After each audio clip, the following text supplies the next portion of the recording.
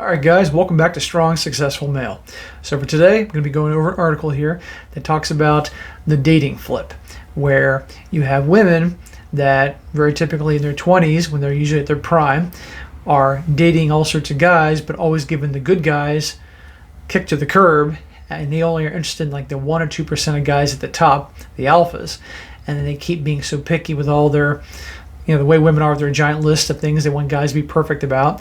And the next thing you know, they're in their 30s, and all of a sudden, the guys that they want have no interest in them whatsoever because they're no longer in their 20s, and now they're after the guys that they wouldn't give the time of day before. And so it's really interesting hearing this perspective. It's written by a guy, but he pretty much sums it up really well. I think you'll enjoy hearing this. So the title of the article is The Dating Power Flip at Age 30. And it says here, this is from the author, talking to many women like her, it's intriguing how many look back on past relationships where they let go good men, they let good men get away because they weren't ready.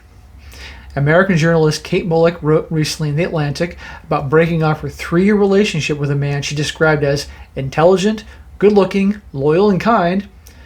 She acknowledged there was no good reason to end things. Yet, at the time, she was convinced something was missing in the relationships.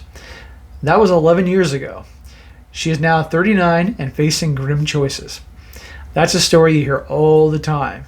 I mean, I can't tell you how many times I've heard this story, both from guys that have been on the receiving end of that, or women in their 30s that are now single and alone, and their biological clocks are going off, and they want to get married and have kids, but guys aren't interested in them anymore.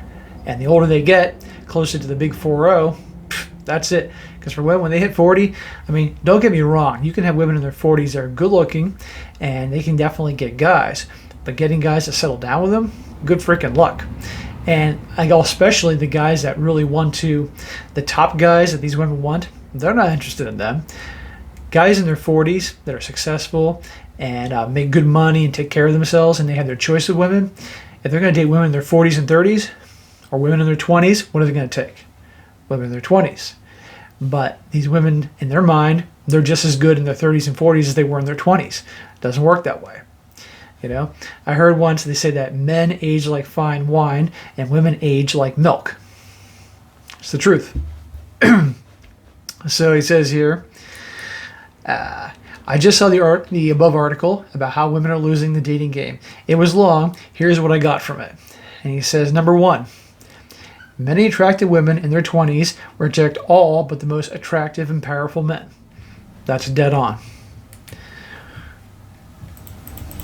Number 2, many of these rejected men go on to become more attractive and powerful in their 30s and 40s.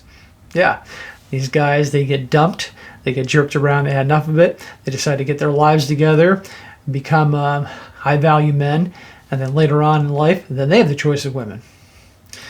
Number 3, when those women turn 30, they become less marketable and are surprised to learn that the top men don't want them because they're now chasing the younger women they used to be. Exactly. If you've been through all that in your 20s and you weren't given the time of day or jerked around and you decided to get your life together, again, not for them, but for you, and as a byproduct, you're then more attractive and you're in your 30s and 40s, and the same women that wouldn't give you the time of day and they now want you, are you going to go for them? Or are you going to go for the 20-somethings? Go for the 20-somethings.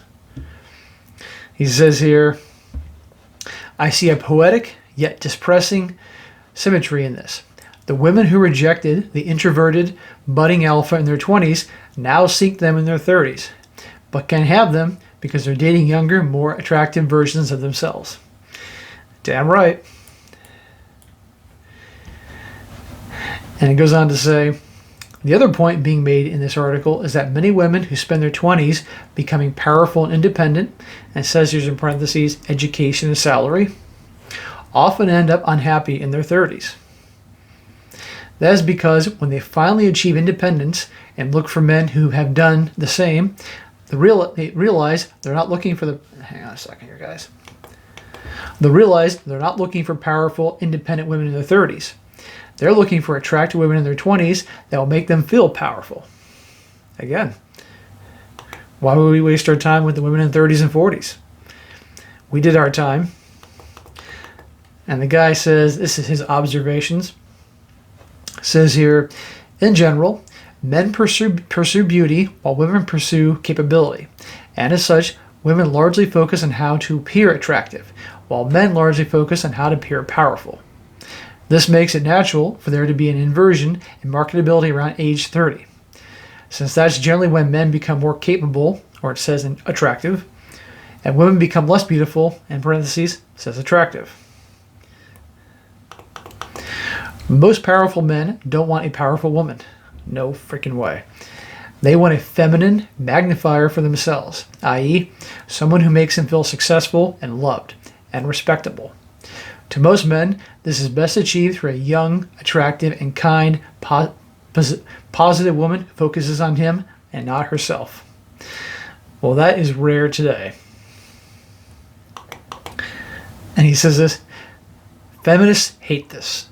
Roofers hate gravity. He goes on to say, my overall feeling is that like cancer and liver failure, none of this is okay. Well, that's just how it is. Sorry, dude. That's just how it is.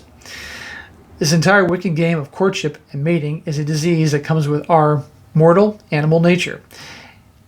It's some of the strongest evidence that we're evolutionary sock puppets, with us being the sock and evolution being the hand. I look forward to a time when such games will no longer be necessary. I think, like I said, I think that's just how it is. You know, would I like it if things were different? Sure. Plenty of us guys would not like to spend our 20s being jerked around and so forth, and because let's be honest, not all guys are in the 1% where the old six-figure salary, 6 feet tall, six-pack, and then but it is what it is. And he says here, unfortunately, this requires some significant changes to humanity. Namely, you can't force any changes. Human nature is human nature. Which is how it is. He says, people not having the evolutionary drive to compete for reproduction opportunities. People not having vastly different capabilities. People not having vastly different beauty. It'll be a while.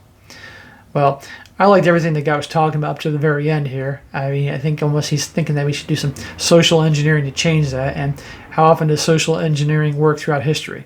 Never. So, but bottom line is what he's talking about in this article here in terms of when we get to 30, all of a sudden they had opportunities, and now they're not given the opportunities by the same guys they wanted, the same guys that they jerked around in their 30s. They've gotten their things together, their life together, and so forth. Now they don't want them. Hey, it's their fault. So, all right, guys, that's it for today. Be sure to comment down below what you think about this and your experiences, and be sure to like the video, share with your friends, and subscribe. And I will talk to you next time.